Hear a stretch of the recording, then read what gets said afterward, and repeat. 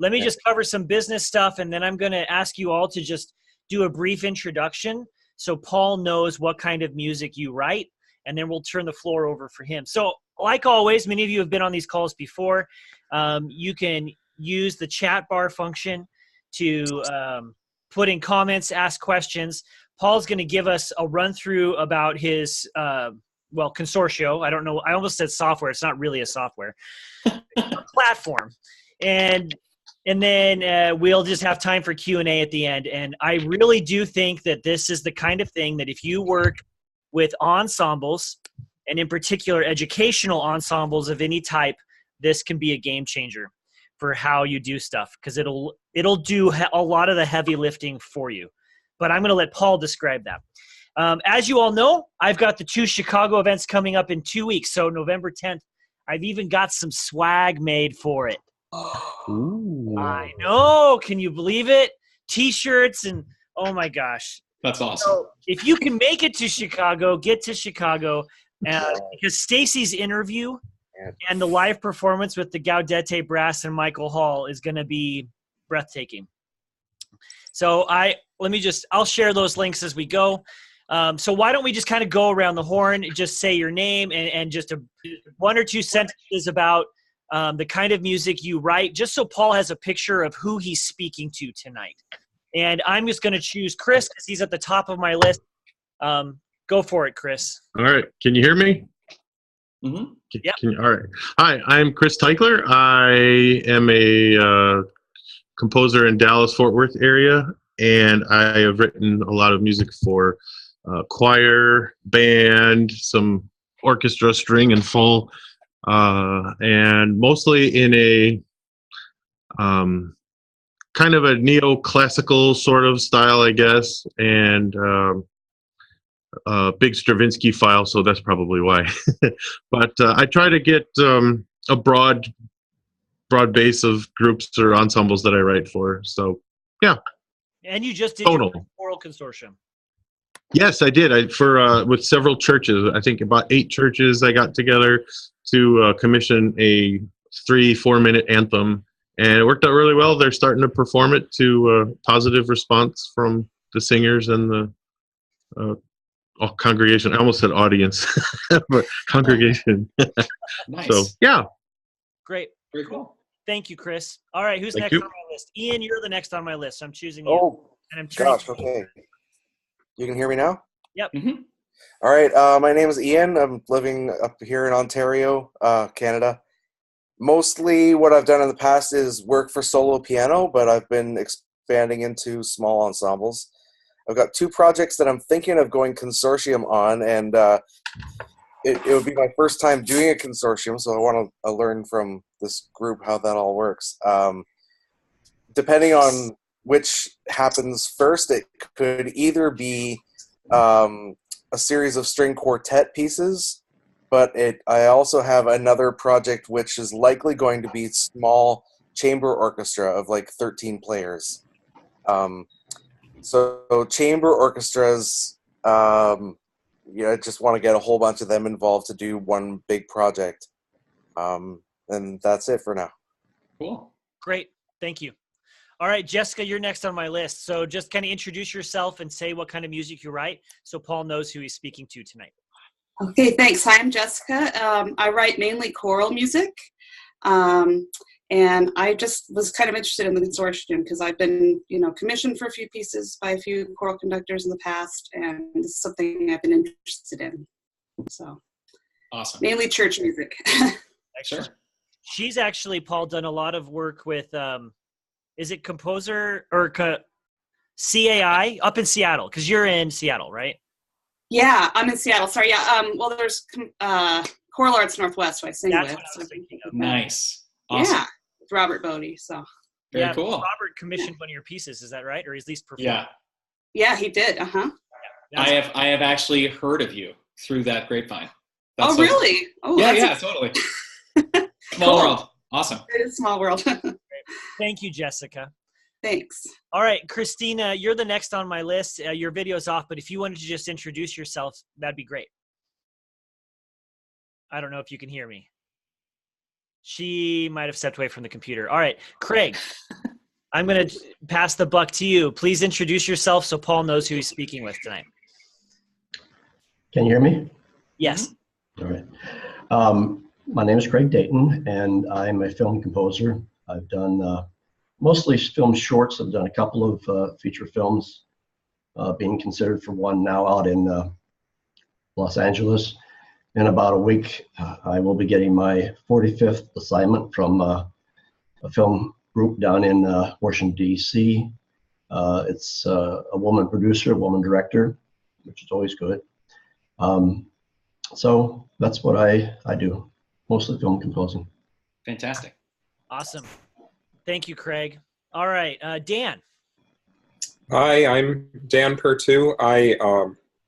Based in New Wilmington, Pennsylvania, hour north of Pittsburgh. I'm a professor at Westminster College, and I compose. I'm looking actually into orchestral consortia, possibly professional and university orchestras both. That's my main focus right now. I've done obviously chamber music and wind ensemble too, and certainly I'm open even in those areas. So Very cool. Awesome. All right, Christina, I'm just going to offer this one more time, give you 30 seconds. If you'd like to introduce yourself to Paul, that would be great. And I'm turning your video off, Dan. So thank you. Okay. All right. She must have stepped away, and that is okay. So, Paul, it is all you, friend. So this is Paul Rudoi. He's been on the podcast twice. First in episode 50, because he was a member of one of the premier male choral groups in the United States. Actually, the only professional full-time male choral group in the United States, Consortio, and they came through Nebraska. And because we had mutual connections, I was able to sit down with him and a few others. And then he and I spoke one-on-one in episode 173, a lot about social media, his work as a composer and a conductor. And this is where he just threw this bomb on me at the end of the interview. Like, and I'm forming this platform for composers to do consortia. What? My mind explodes. And so now we're at this point, and I concede the floor to you. Thank you so much. Well, first off, I do have access to both the screen, which I'll share in a moment, and then also the chat. So anytime you have any questions, feel free to put them in the chat window, and then I will read them immediately.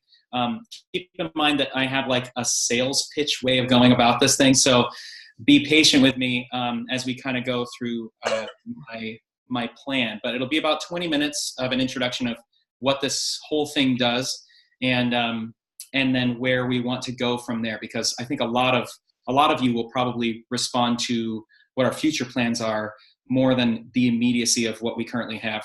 But it's all step by step, as you know. So just a little bit about me.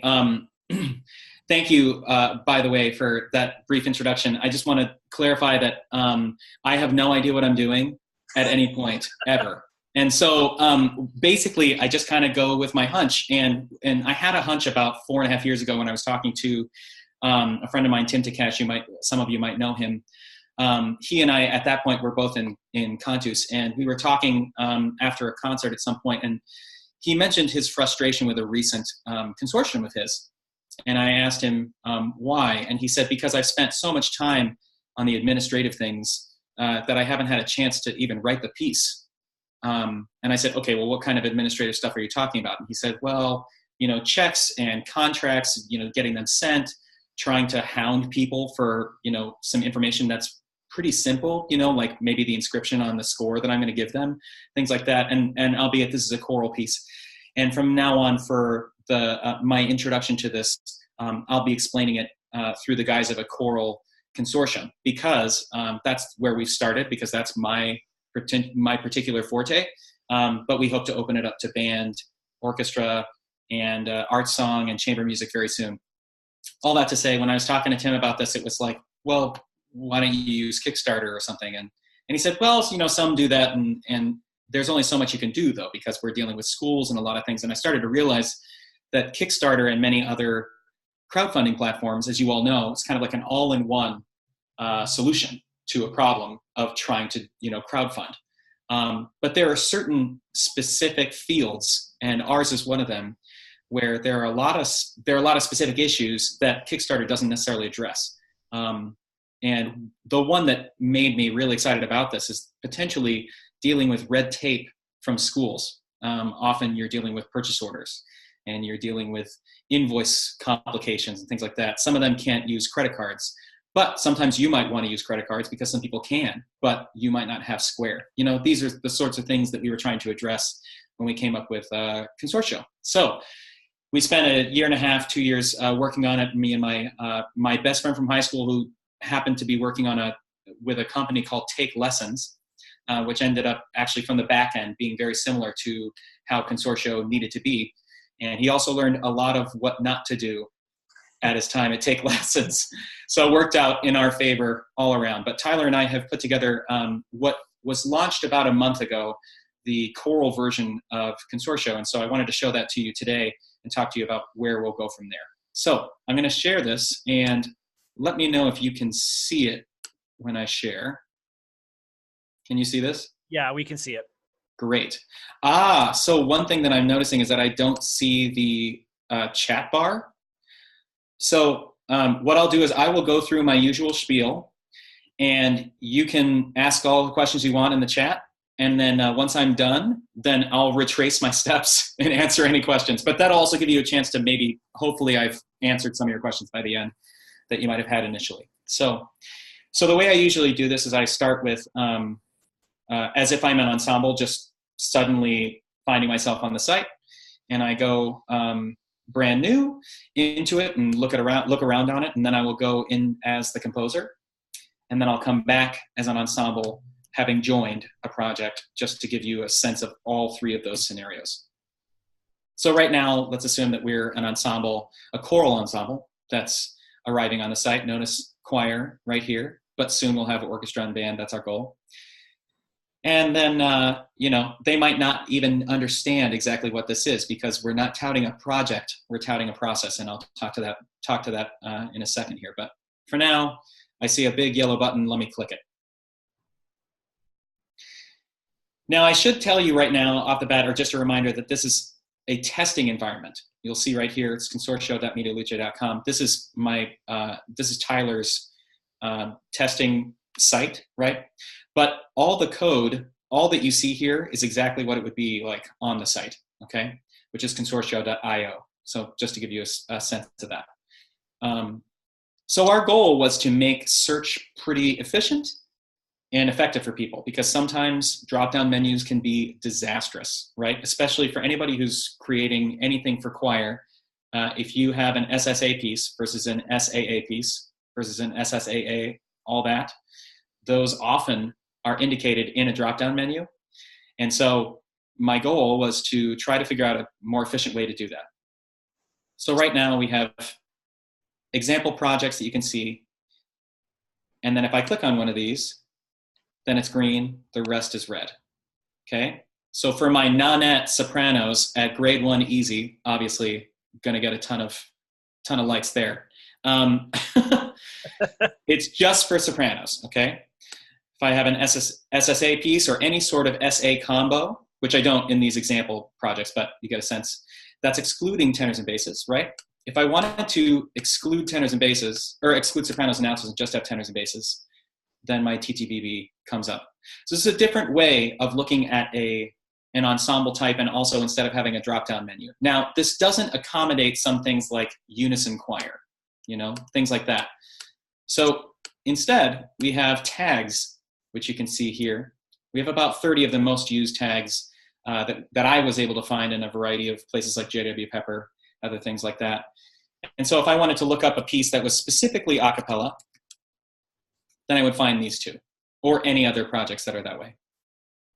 Notice that they're sorted by release date, which I'll get to in a second, but you can sort them in a variety of different ways. This is one of the things that we're going to include in the next month or so. But we thought that release date was a good way to go, because we're dealing with pieces that haven't been created yet. These are project ideas, right? And if they're funded, then you can start to write them. Okay, so let's assume that I'm still an ensemble that hasn't joined anything, that's brand new to the site. I'll click on this piece. And now we're on the non-member project page, okay? This has some information on the piece. This is the instrumentation. This is a new work, and then I could click on myself, or I would click on the composer's name. This is the difficulty and the length. And then over here is the information having to do with, you think about it from Kickstarter's perspective, right? These pieces aren't finished. They're going to be funded. So it must be funded by December 1st. And when I say must be funded, I mean, if it's not funded by that date, then the piece doesn't continue, right? I should also clarify that when you join, actually, you know what? I'll take a step back. So that must be funded by that date, right? That also gives me from December 1st to February 1st to write the piece. Let's say that it is funded by December 1st. Then that gives me that amount of time before I release to all the members the PDFs that are needed, okay? Mm-hmm. And then this is the buy-in per ensemble. And the buy-in is for the PDF score. It's also for the guaranteed score delivery, and I'll talk about how we protect all the different entities within this so that everyone gets what they need. And then they have a 9-month premiere window. Now, we talked to a lot of ensembles and directors about this window, this exclusivity window. We wanted to make sure that there was a middle ground between the urgency of getting the piece out there and also making sure that there's some exclusivity for all parties involved. Because just like Kickstarter, if you have, let's say, 5 spots and then they're secured so you're funded, other people can potentially join this project before it's released, right? So if you end up having 15 members, they still have some exclusivity within that 9-month window. Specifically 9 months, because if we decide that we want to release it in the fall, and there are organizations left and right that often change their programming for whatever reason, but they still want to do the piece as an exclusive, exciting moment in their programming, then they could potentially do that in the spring and still be a part of that exclusivity, right? So it was this middle ground that we wanted to try to find for all involved. If I'm not ready to join a project, I can follow one. And that was very much, that was an exciting thing for a lot of people that we were talking to, a lot of directors, because sometimes it takes some time to figure out exactly which pieces you want to have in your programming. So, and then if you go down here to the bottom, you'll see other projects by that same composer, okay, including that very easy nonette soprano piece. So, let's say that I want to follow the project. If I'm brand new to the site, then I have to create an account, or if I already have an account, I can sign in. So, let's sign in here. It might take me a couple tries, because I'm not quite sure who has joined this and who hasn't. Nope. Give me 1 second. I have been testing this so much that I'm curious. Okay, you know what I'll do? I will start as a brand new person. So, Paul Rudoi, test ensemble 15. That I'm pretty sure I have not done. You gotta love Google, and right. Yep. And the caching and the whole 9 yards. So now I'll log out and I will join as that person. And if all goes, oh, hold on, give me 1 second.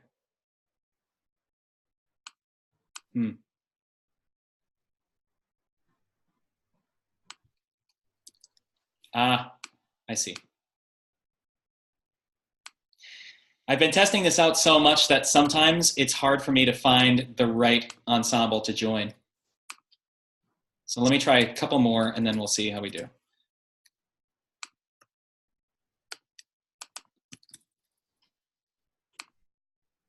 I see.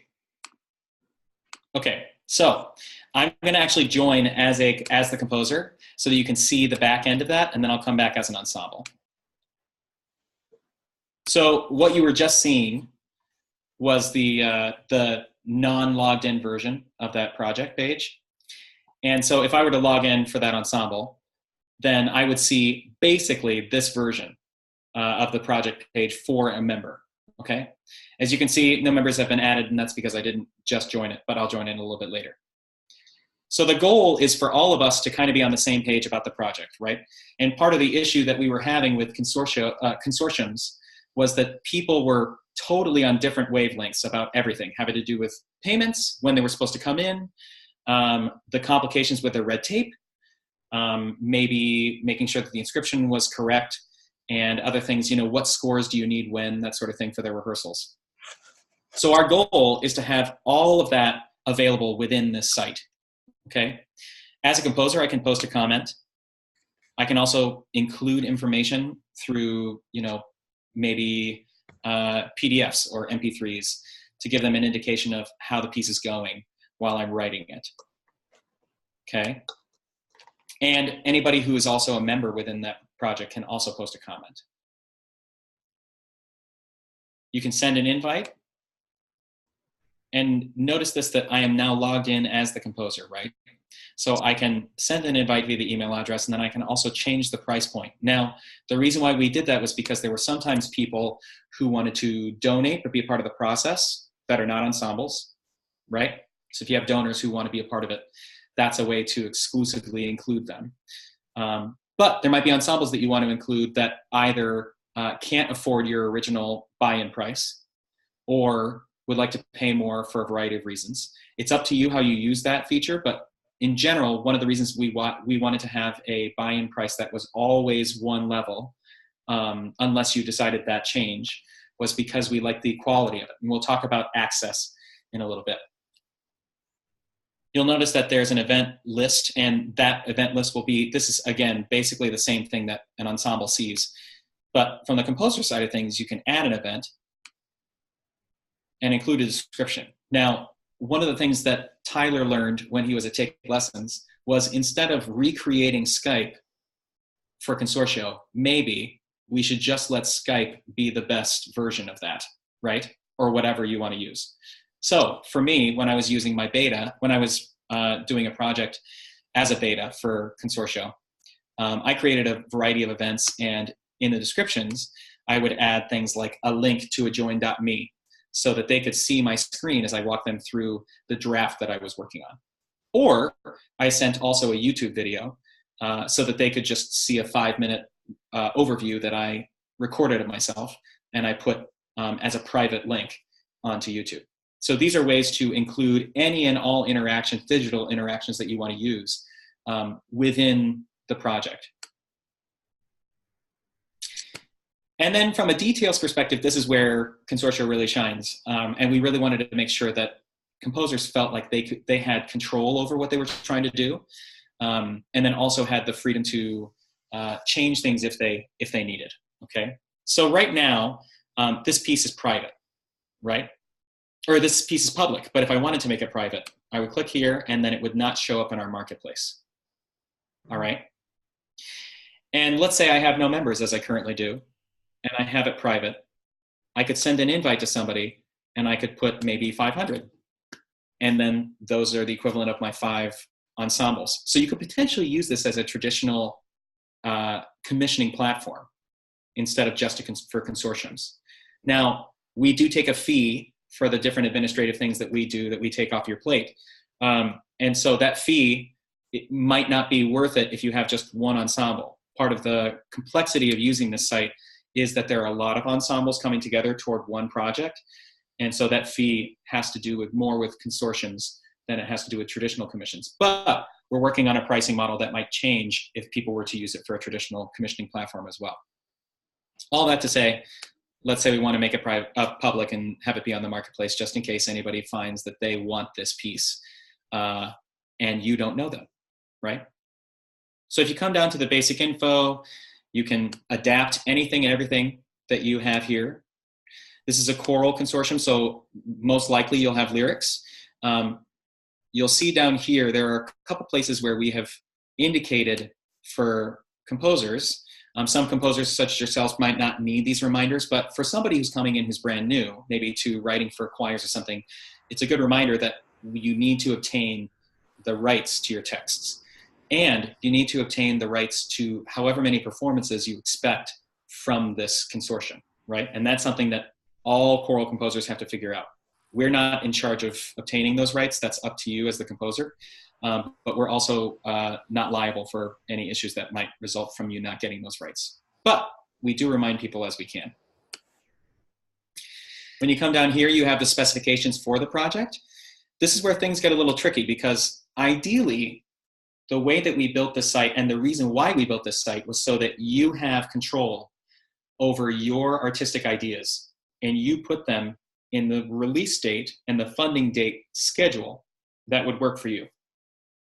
So that also means that if you change your release date to earlier or later, any members who are part of that project could potentially ask for a refund. And it's because they've built the idea of them using this piece on the fact partly that their release date, your release date fits with their programming schedule, right? So these are really, really important things that you need to consider if you want to change. Like a voicing change is really big because they probably chose this based on the voicing or the difficulty or the length, right? So you can change these things. We highly recommend that you don't unless you really know that all members involved are okay with you changing them. The same thing with this. You can actually change the price up or down, and they'll only impact new ensembles, but any ensembles that are already in the site or already in the project will see that price change. So you don't want to upcharge people and then find out that some people are pissed about it, okay? And then when you come here, you can change the member goal. Let's say that I am close to my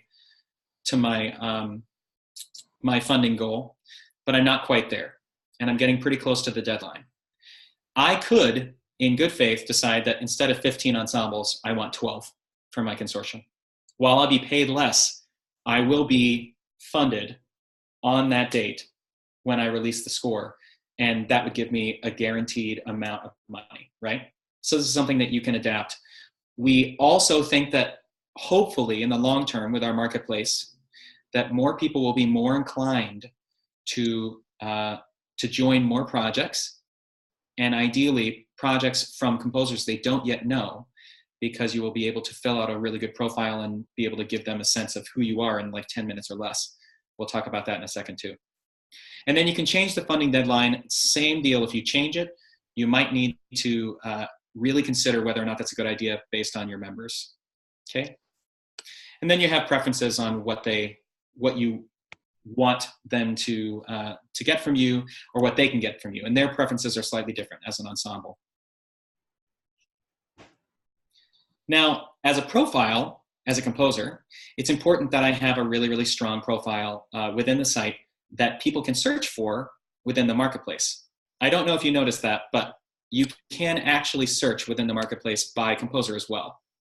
Okay, I can search by that. And then I can search by other terms, right? So it's actually, ideally, it's a pretty efficient way to search, but it also includes by project and by composer. So we wanted to build this like, you know, if you don't have a website or you do have a website, this is a really easy calling card for people, okay? So let's say that this was more filled out than it is. You would have this short bio here. You'd have a style statement underneath. You'd have example projects up top. You'd have these active projects below. And then you'd have testimonials. Oh, look, and one of them likes me. Great. So when you have these example projects up at the top, it's important to note variety is key, okay?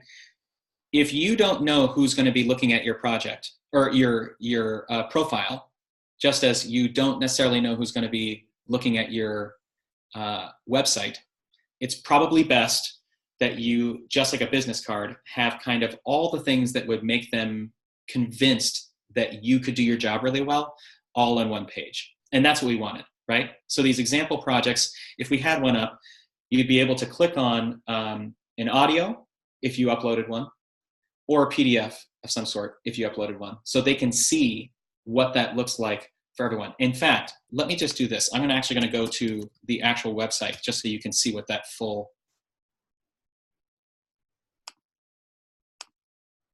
profile would look like. And so this is the actual site. So it looks all mostly the same. I've got my bio, I've got my style statement, I've got my active projects, and then I've got my featured compositions. You can listen to them, you can view them, and then you've got an overview, right? And then you have testimonials down on the bottom. I haven't sought any out yet, but one of the reasons why we wanted testimonials, and you are completely in control of your testimonials as a composer, is because we wanted people to feel like they weren't, we didn't want people to feel like they weren't in control of their brand.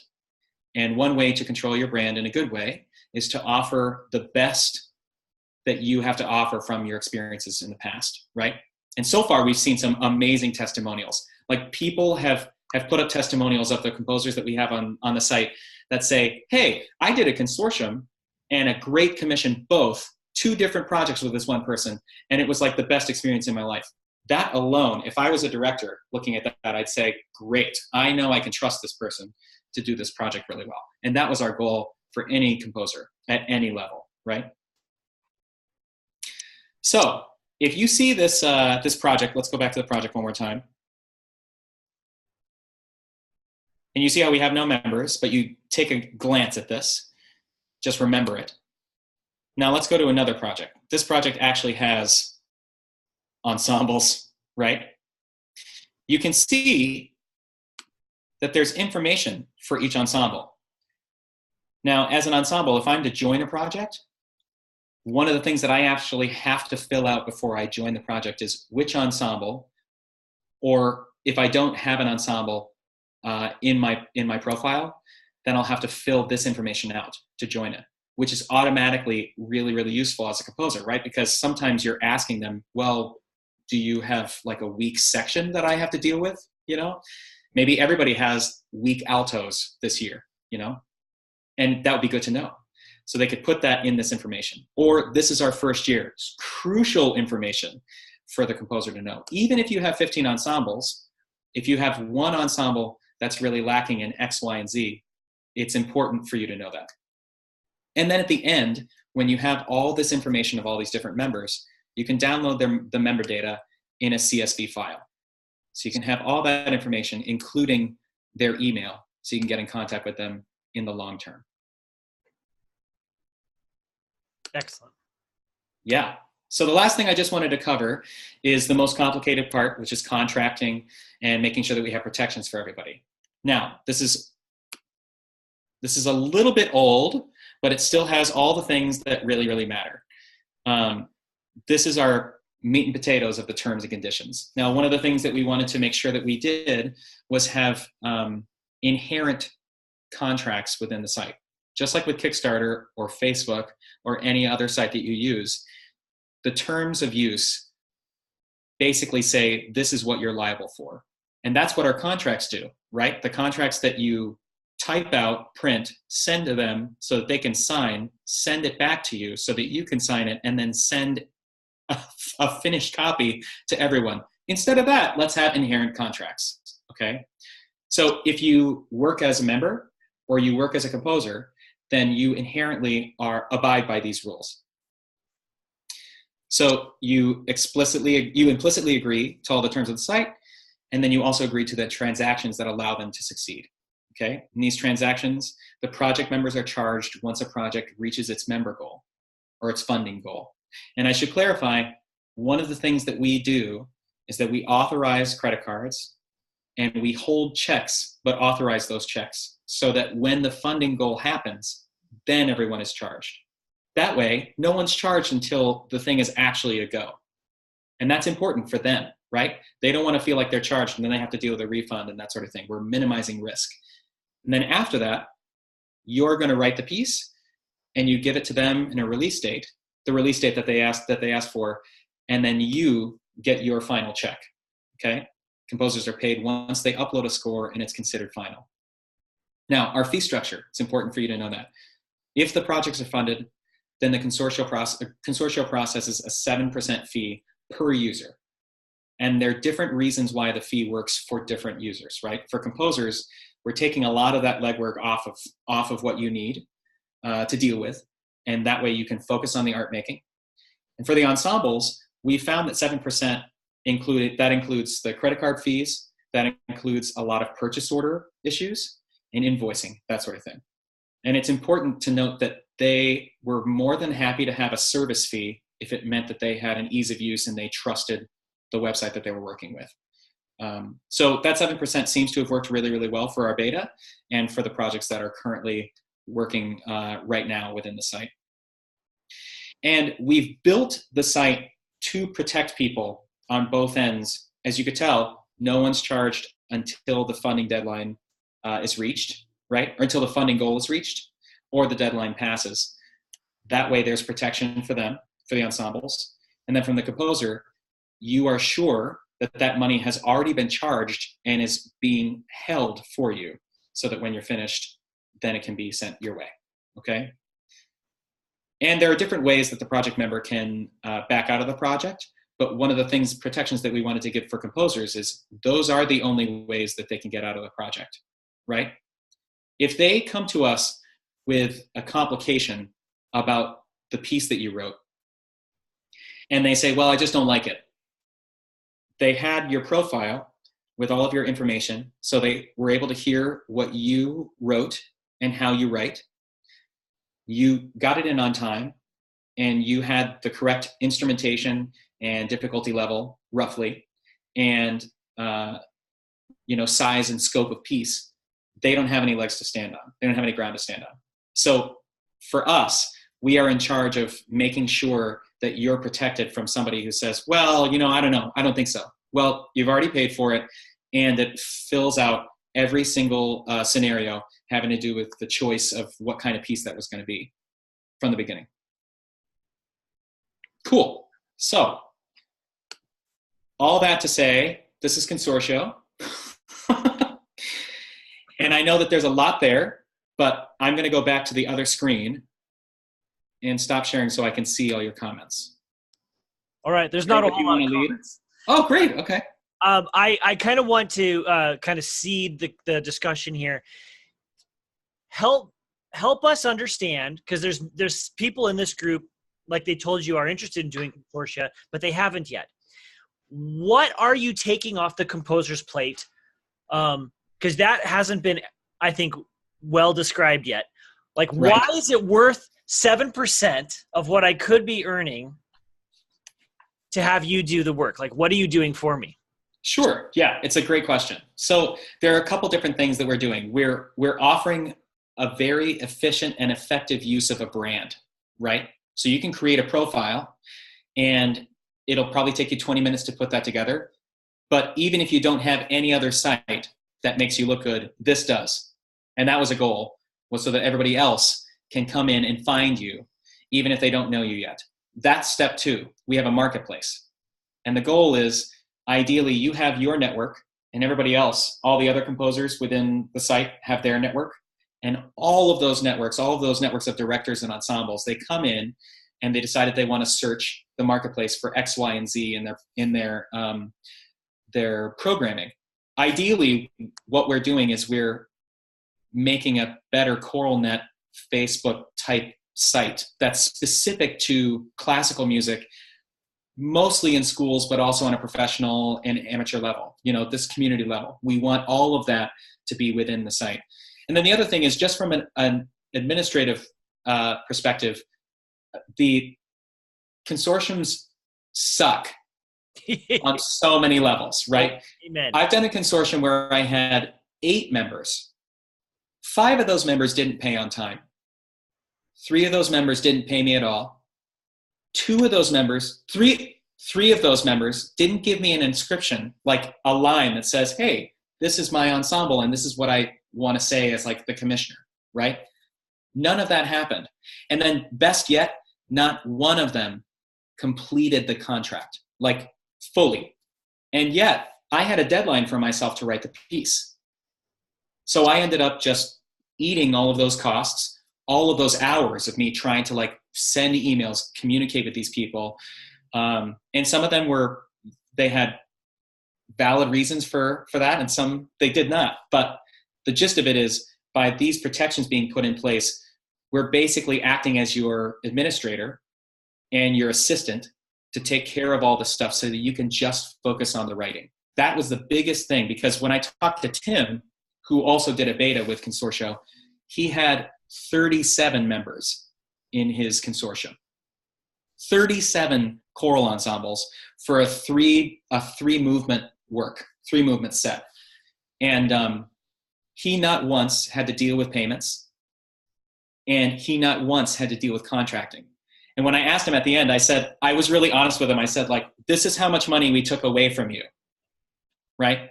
Are you okay with that? And he said, I didn't once have to deal with either of these things.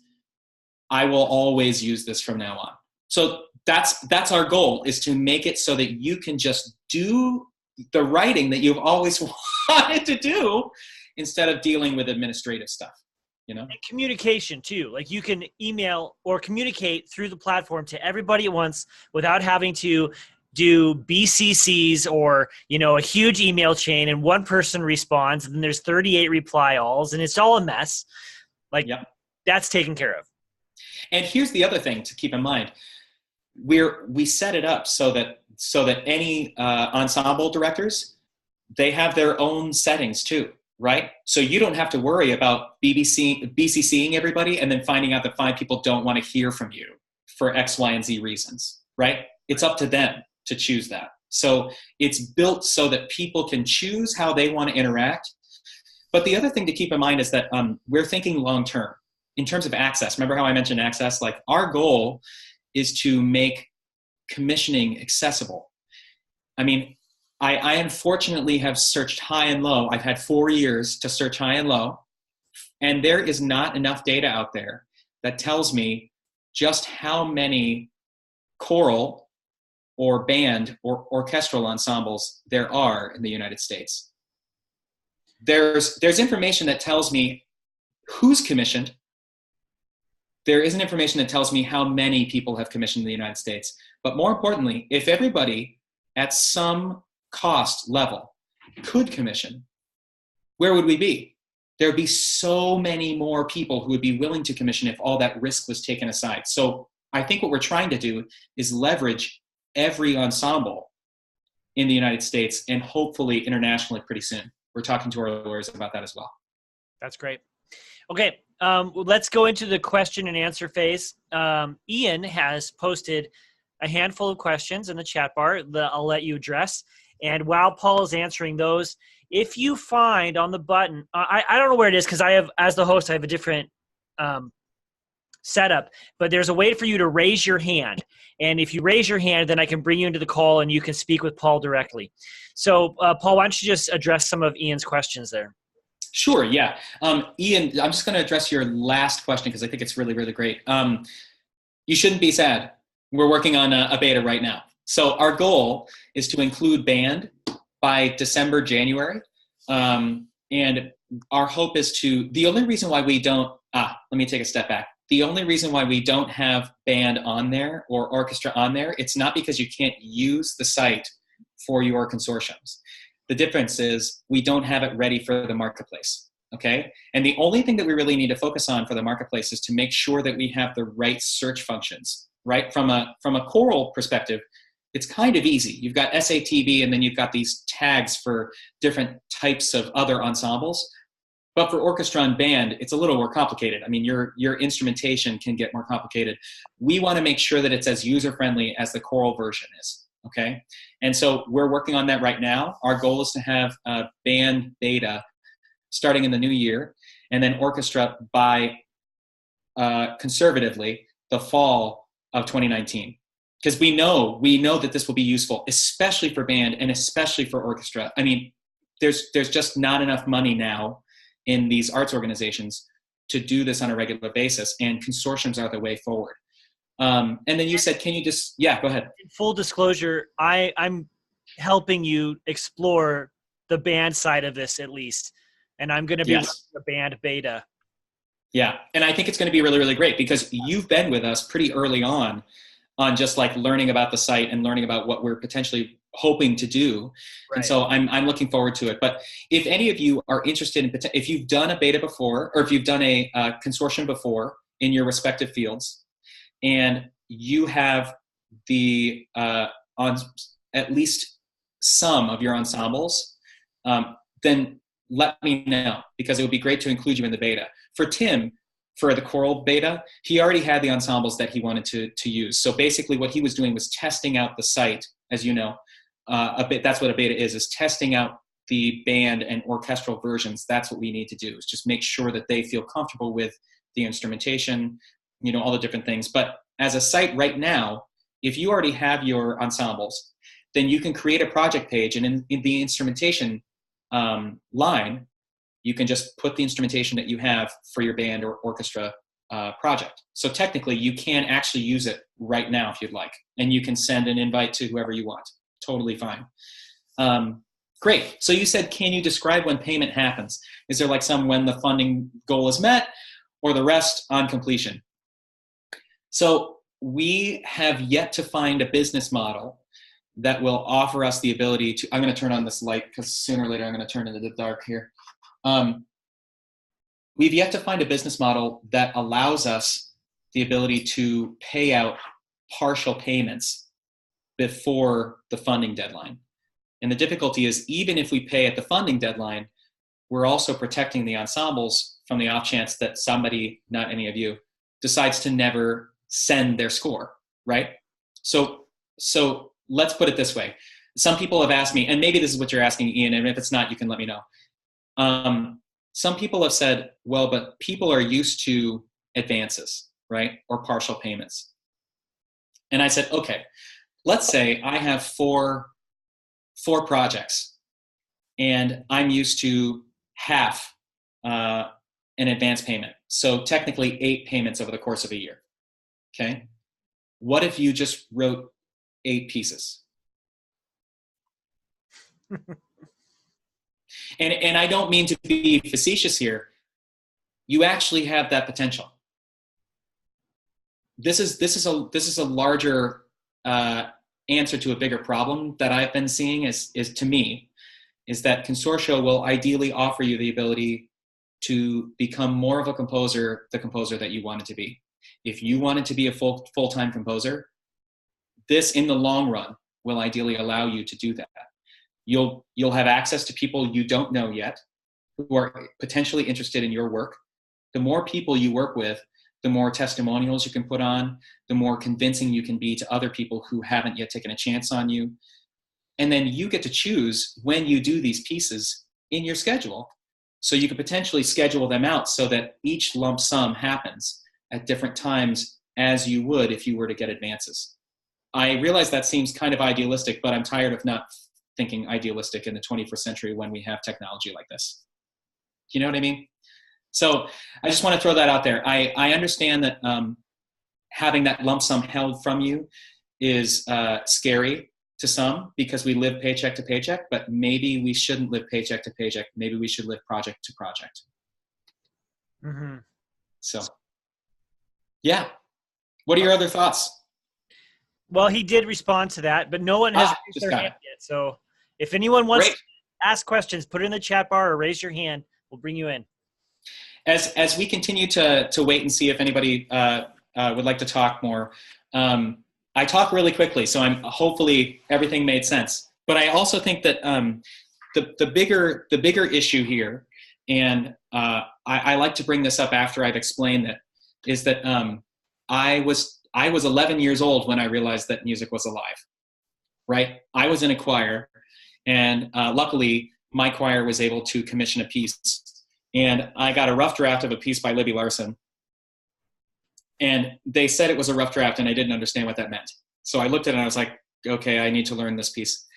And then 3 months later, I got the final draft. And I was able to see both of those drafts and that they were different. And at age 11, I realized that somebody out there had given this piece. They were alive, and they were writing this piece for me. They were writing this piece for my choir. Can you imagine? I'm just so sick and tired of the classicist view of this career in a good way, right? Right now, it's very classicist. Who can afford a commission? You know? And for bands and for orchestras especially, they've kind of figured that out, right? Because you can't afford to just do it on your own. You have to do it collaboratively. But in this way, think about what it's like for that kid for the first time to realize that he or she could be doing this at some point in the near future. If we do more of these consortiums at a level that people can afford while still giving you, the composer, what you're worth, right? Because you're not lessening your commission amount. You're saying, this is how much I need. This is how many ensembles I'll need to get there. And then you get free marketing out of those multiple performances afterwards. Right. That's the hope anyway. Yeah. And as you continue to be active on the platform, it'll raise your profile on the platform and so on. Scroll up. Christina did ask a question, and it's a really good question. I had missed it at first. Do you see it? Yeah. In your testing, have you found more effectiveness with ensembles that composers proactively reach out to or ones composers didn't know? This is a great question. So I want to take a step back and tell you that how Consortio is currently working, because we're like month 1 still, right? So our long-term goals are to bring composers in who have their own networks, so they can start with that, right? But let's say I'm a composer that comes in and I bring in my 6 ensembles that I know are really excited about this one project.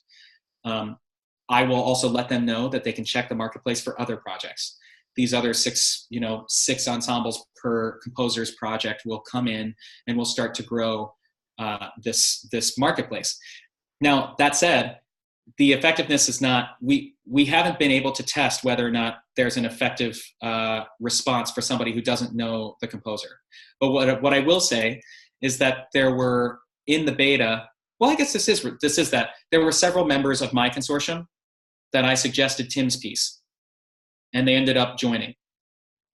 And ensembles from Tim's piece ended up joining my consortium. Now, it's hard to use that as a data point because realistically, they all knew that they were in on a beta at the beginning of a site, basically, and there was an excitement there. Whereas now, it's kind of, old news. It's just a site that you go to and you do this. But my hope is that the profiles that you create will, it's much more efficient. I mean, think about it this way. If you go to someone's website, you have no idea. Every time you go to a new website, you have to kind of figure out where to go to find their recordings or their scores or whatever.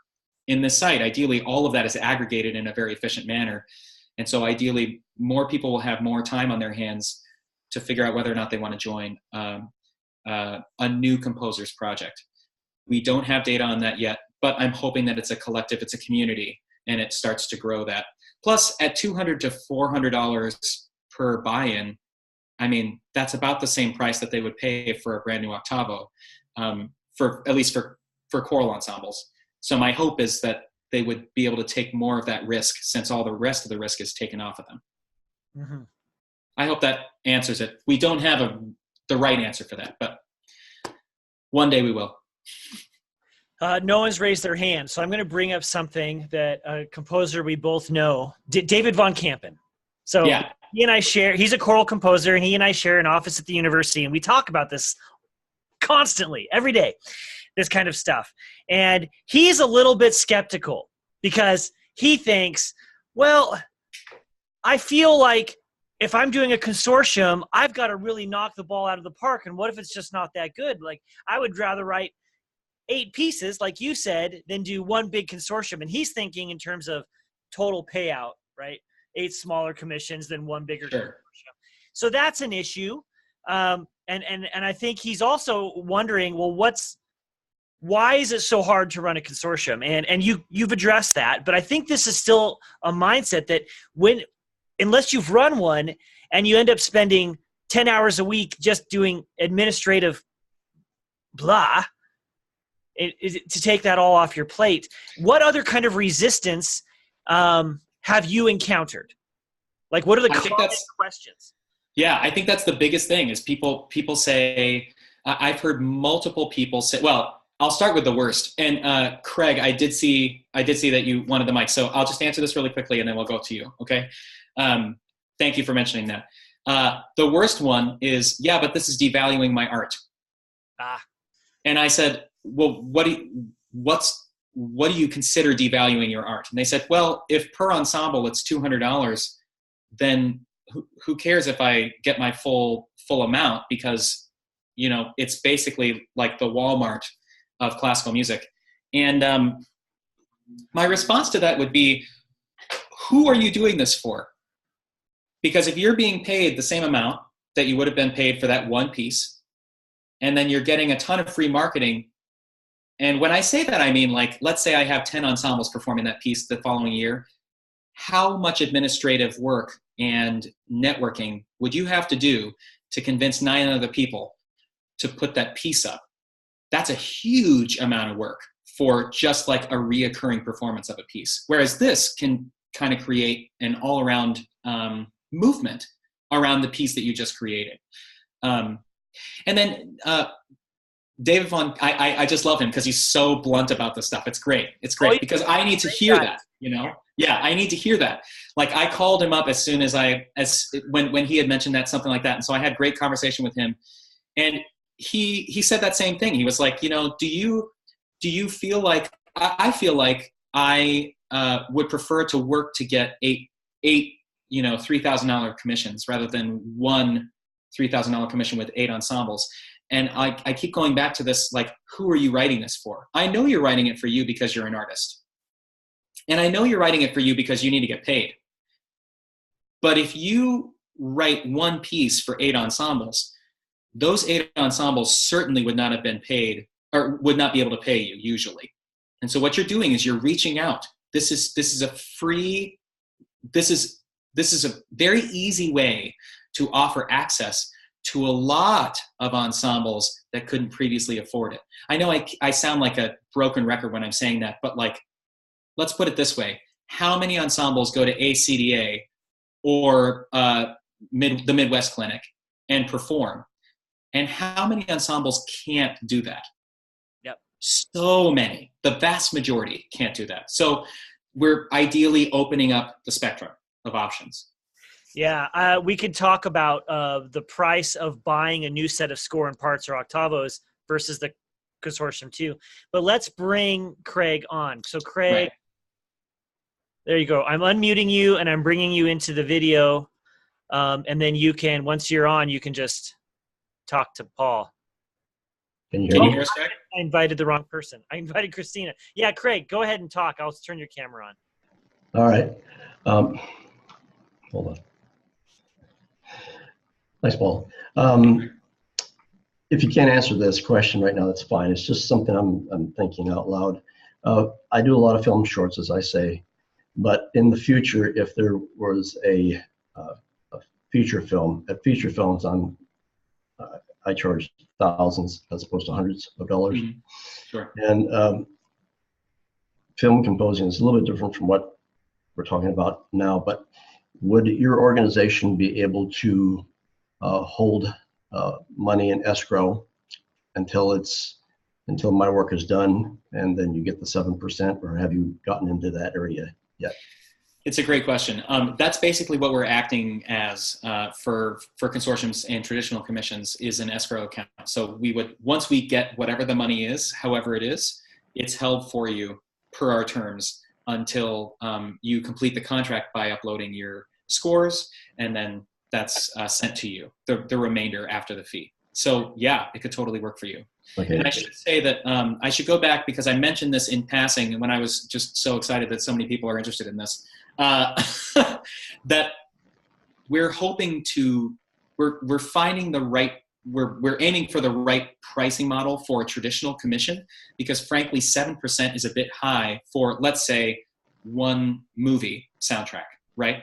If it's only one movie, or it's basically one commissioner and one composer, 7% is a lot, right? We don't have to do nearly as much legwork as a consortium. It would be worth it to me, but I'm just saying. Right. Yeah, and so our hope is basically to minimize that. Now, these are just example models, but I just want to throw this out there because this is a safe space, and I'd love to talk to you about it with all of you.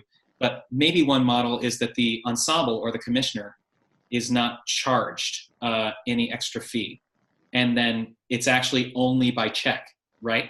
Because the protection's still there, right? The check comes to us in advance, and then we hold that over for your time, for your writing time, right? That protection for you is still there.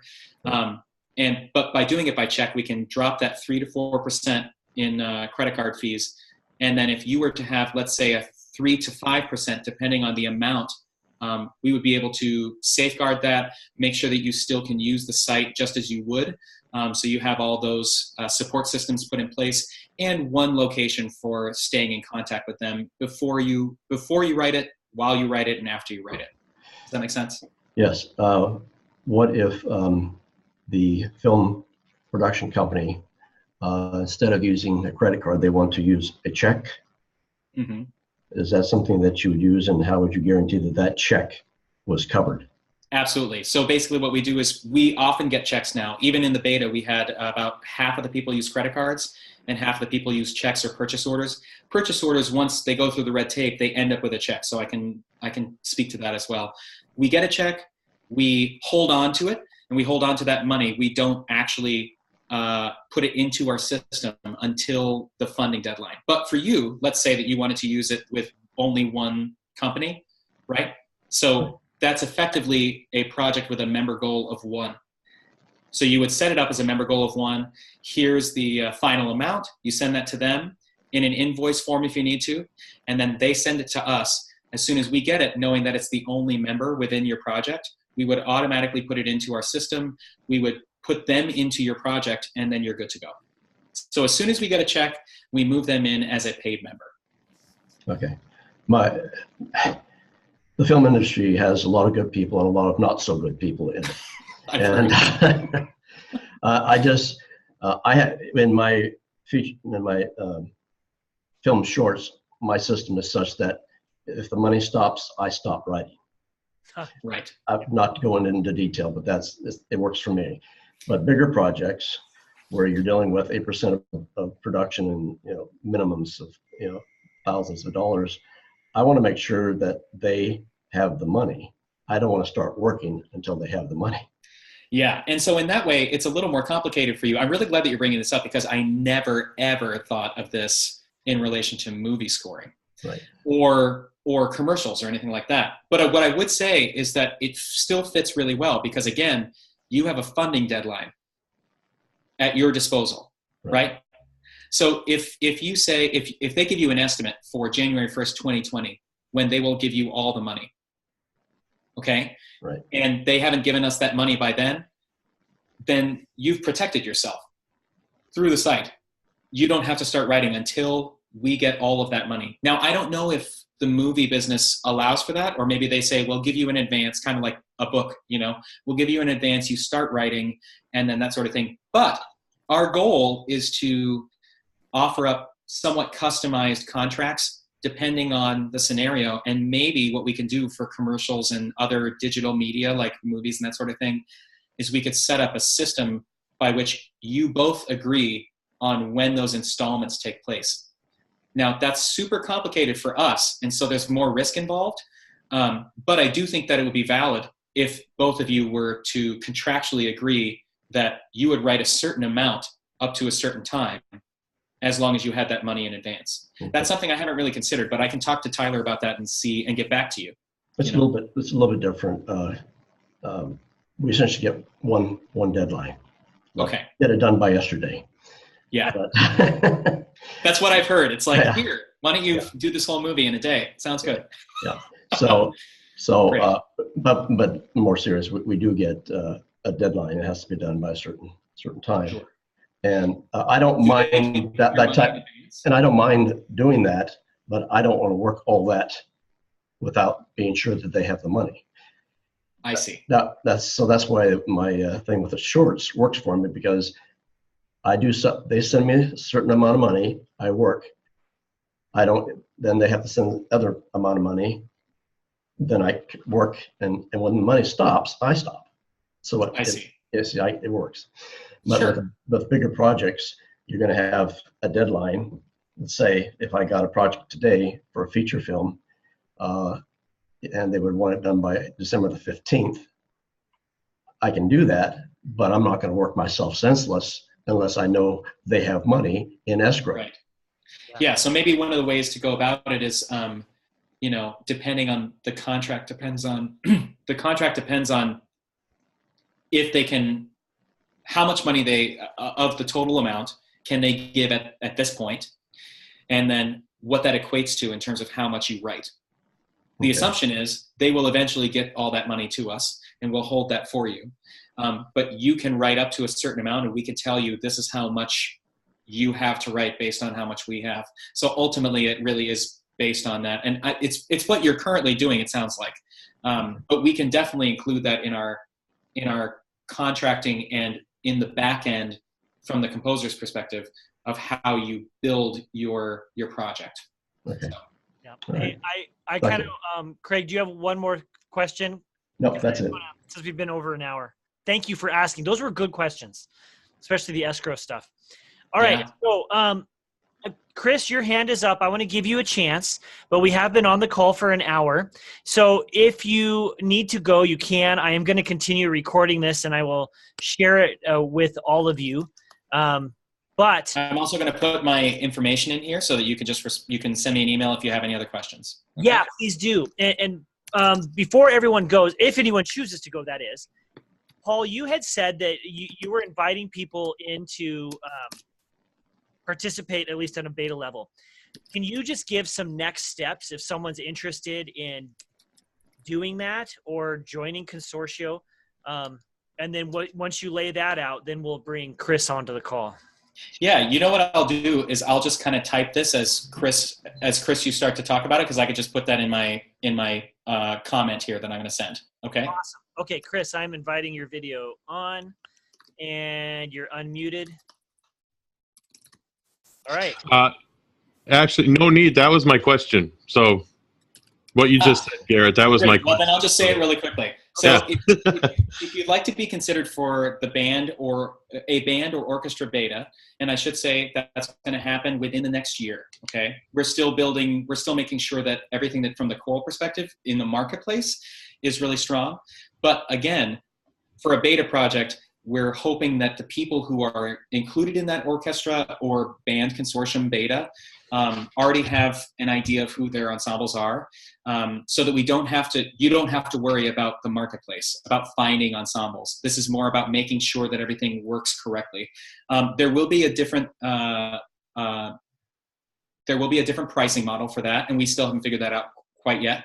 But if you send an email to me with information about what your project is, the size and scope, so it's like, duration, all the things that I have an idea. Go to the site and get a sense of it, create a profile, put together like a suggested project if you're interested in this.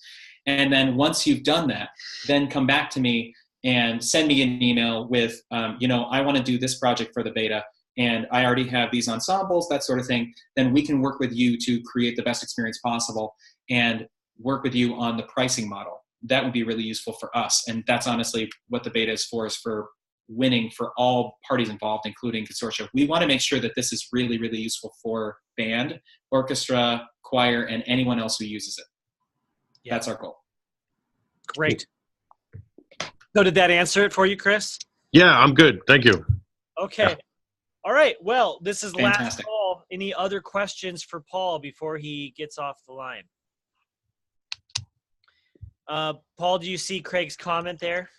I do. Craig, can you leave your contact info? I'm going to ask you some questions about that because I have some thoughts about what I'm worried about with the music or with the movie community, but I'm excited to find out if that would be a good fit. The biggest thing, though, that I would just say one last thing, if I were to say one last thing as I go, it's that long term, I really hope that this doesn't have to be the catalyst for this, but I really think that it's not just a good decision on a financial standpoint to have unlimited organizations at your disposal as a composer. It's also a reminder about why we got here in the first place. You know, I started writing not because I wanted to make money, it's because I really loved what I did and I had something to say. And if more kids and more people who can't afford it, at risk, you know, like even homeless choirs can afford these sorts of experiences, and you can experience the process with people, your writing process, the sky's the limit. I mean, we would remind ourselves of why we're here in the first place. That's the goal. Yeah. Well, this has been really good, Paul. Thank you for your time and giving us the run through, especially walking us through the site itself. That was really valuable, and answering Fantastic. all the questions. It was good. Thank you so much. Everyone take note of Paul's email, paul@consortio.io, and you can reach out to him. He is not available on the socials, and if you want to know why, you can listen to the interview on episode 173. And quite honestly, Paul, I am this close to pulling that trigger too. So I'm telling you, man, I have felt so good ever since. yeah, I'm Gotta sure. tell you. Yep. Okay. We're signing off. Everyone's keep your ears open for next month's call. It should be good. And if you can get to Chicago, join us at the live events. It'd be fantastic. Paul, thank you. Thank you, Garrett. Thanks, everybody. Talk to you soon. All right. Bye.